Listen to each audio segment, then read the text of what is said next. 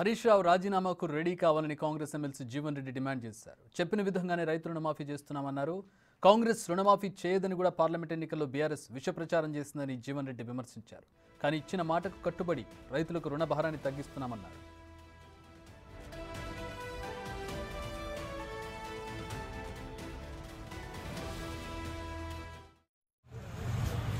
ఇది హరీష్ రావు గారు ఏదైతుందో దాని ఒక ఎన్నికల వాగ్దానంగా అభివర్ణించే ప్రయత్నం చేసింది. ఒక స్థాయిలో మీరు అమలు చేస్తే రాజీనామా చేస్తారు కూడా అన్నారు. నేను చెప్తున్నాను హరీష్ రావు గారికి,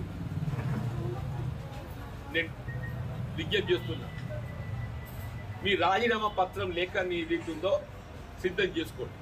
మీ రాజీనామా పత్రం ఏదైతే శాసనసభ సభ్యత్వానికి సిద్ధం చేసుకోండి. నిన్న రాష్ట్ర కేబినెట్ గౌరవ ముఖ్యమంత్రి గారు ఏదైతుందో 15th జూలైకి ఆరంభించి 15th ఆగస్టు లోపల 2 లక్షల రూపాయల వరకు ఏకమొత్తంగా రుణమాఫీ చేయబడింది. ఏకమొత్తంగా 31,000 కోట్లు అని చెప్పంటారు. నిన్న కేబినెట్ నిర్ణయం తీసుకొని వారు పేర్కొనడం ఇలా రైతాంగం పక్షాన హర్షం వ్యక్తం చేస్తుంది. ఇలా కేవలం రుణమాఫీకే పరిమితం కాకుండా ప్రకృతి వైపరీత్యాలతో ఎక్కడెక్కడైతే పంట నష్టపోయే పరిస్థితి ఏర్పడుతుంది.